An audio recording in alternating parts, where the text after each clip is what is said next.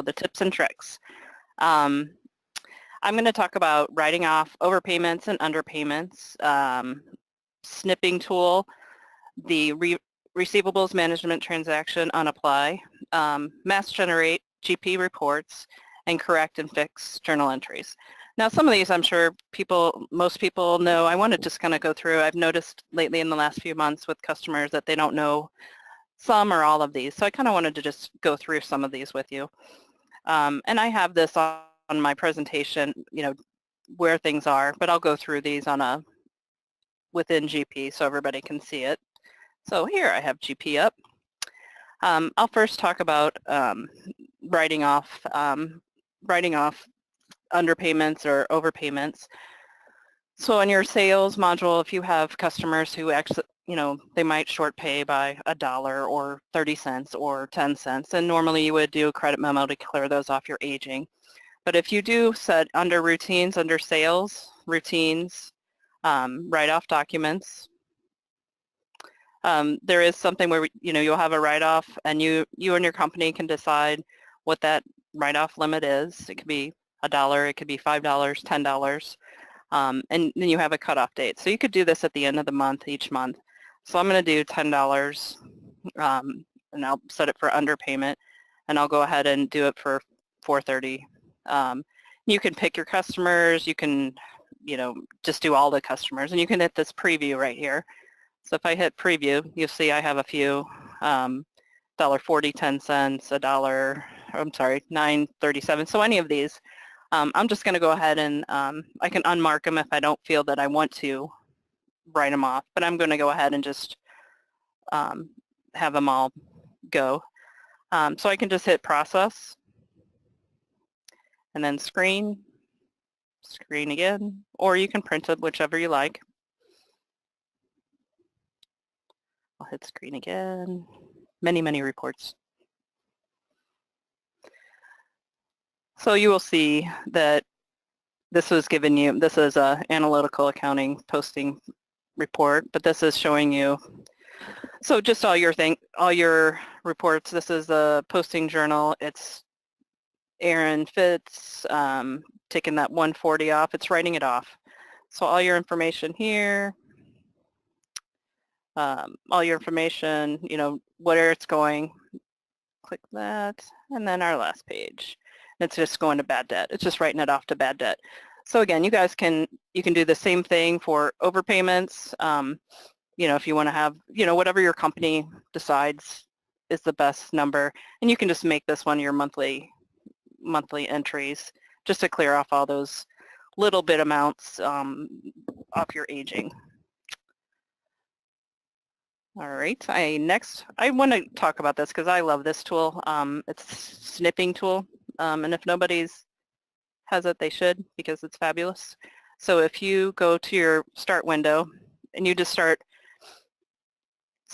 typing in Snipping Tool, it's a free tool, and you can put this to your taskbar, to your start menu, whichever you like. I'm going to pin it to my start, or pin it to my taskbar, I'm sorry. And so you see it down here.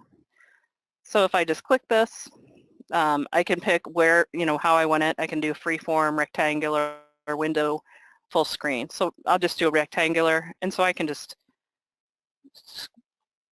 punch that, and there's your screenshot. And then you can either copy it, you can email it to someone. So it's a great tool. It's very easy than, trying to do that print page or copy page, whatever it was. Print screen. So this is just, you can do whatever you can take little script, little snippets of everything and send them off to other people in an email, whichever you prefer. So I just want to make sure everybody knows this. It's a free tool, and you can just use it, put it to your taskbar, and have it for any time you need it. My next one is receivables management on apply. So again, in sales, so I have a customer here, and you see they have some invoices, they have in payments, and we've put them all in history. They're all in history. Well, then you decide maybe one of the checks was a non-sufficient check that you went ahead and did the paid transaction removal and put them into history. So if I went to try and take these off of our apply or our posting, so if I go down to posted transactions, I put in that customers. If I try and look for those invoices, nothing's there because it's in history. If I went to payments, nothing's there. So in that case, if it's already into history and it's applied, you need to, for whatever reason, you need to unapply the payment, void the invoice, whatever the case may be. We have, and I think most people know this, we have the Professional Service Tools Library, which is usually on your screen. Let us know if you can't get to it because it's free with GP, with the newer GPs, I would say. I think most of them have it now. But if you click on it, and I believe it's only the SA can get in these because they're very powerful tools, all these different tools that they kind of have off to the side. So you can see there's system tools, there's financial tools, purchasing tools, all different tools. What we're going to use, because we couldn't unapply that payment, we can unapply those payments from that vendor. We could go ahead and do a credit memo to get rid of it, to try and break it up. But if you go to the Professional Service Tools Library and you click the RM Transactions Unapply, go ahead and click that. And like I said, I think you do need to be in as SA. If we click Next, then the screen comes up. You can put in your customer. Oops. There. Find your customer that you want to unapply. So as you see here, so I can unapply whichever payment. Let's say I unapply this one. It says, are you sure you want to unapply this payment? I'll say unapply. Do you want to unapply one level or all? Because I think I had that payment broke out between two invoices. I'll just go ahead and do that. I will print this to screen to show what it's doing. So it's saying that because I unapplied that payment, $3,500, I unapplied it, and then the invoices that are associated with this, and it shows me just a report here. So now if I go back to my sales and I pull up that customer again, if I hit redisplay, then you see these two are open, these two payments. So now I can go ahead and void them or whatever I need to do, or if it was a non-sufficient fund, I can go ahead and go from there. And you see that it also opened up those sales invoices. They're not in history anymore. So that's the way, instead of doing a credit memo and kind of backing out everything, you can do it this way under the Professional Tools, Service Tools Library. My next thing I wanted to show you guys is at the end of the month, you probably have lots of reports that you have to run. So I want to make sure everybody knew that you can set all your monthly reports in groups, so you can just kind of print them all off if that's what you want to do. So I set some up in groups in purchasing. So I went to groups, and you can drop down here and you can set setups.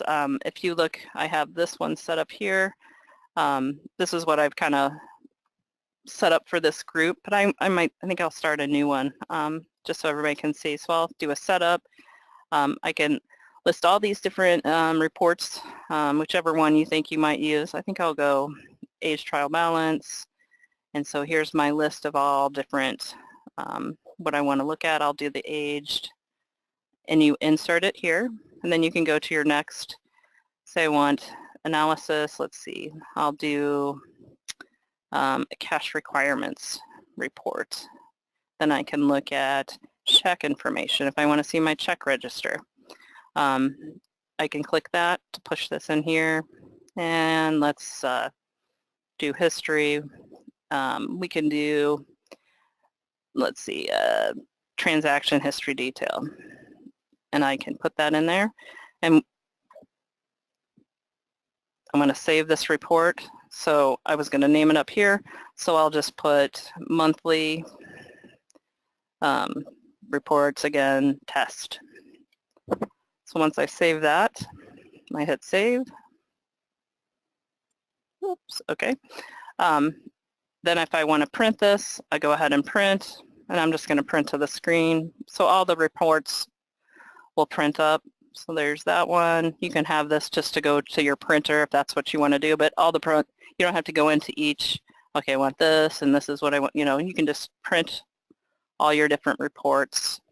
It will just print them automatically. However many you have in here, they'll all just come up. So you can do this with any module. You can do it in your sales, your financial. Just go to the module you want, pick groups, and you can set up your financial groups and just kind of have those so you can just print them off all together. So again, they're in all the different modules, sales, inventory, so you can kind of pick and choose what you want. The last one I have for you guys is just correcting and fixing journal entries. I've had a few clients that haven't known about this, so I wanted to make sure that everybody knew that. So when you're in your journal entry, you see these correct up here. So if I click correct, so say I will show you one. I know that a journal entry I did, I posted something in the wrong month. So instead of rekeying everything or copying, pasting in your Excel even, and putting through, you know, reversing it and putting it back as it should be in the month it should be, if I go to correct and back out journal entry, so pick the year you want, you know, you're going to do this in, I would expect to be your current month.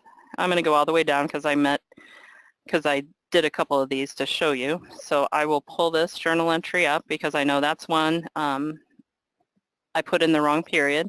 I'll hit OK. This is just backing out the journal entry. I can hit OK. And so it will reverse. I originally did this a debit for these accounts and a credit. So it just reversed everything, and it tells me it backs out 3476. So I can just post this and correct. I can just back that journal entry out. I'll close this. So I have a journal entry, and I will show you this before I do it. I will go all the way down.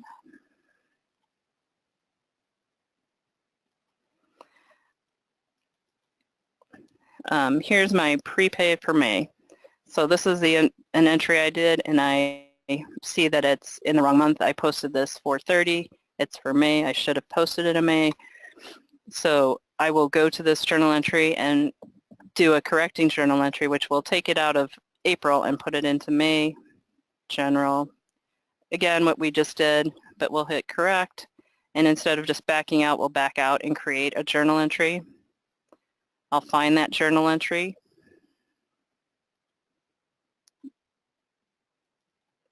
I believe it should be this one. And we'll hit OK. And at first, it's going to back it out.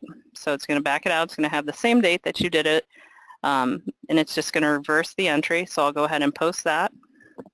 And now it's correcting it. So it's putting that journal entry out there. And now I can change this to 5/30 instead of the 4/30.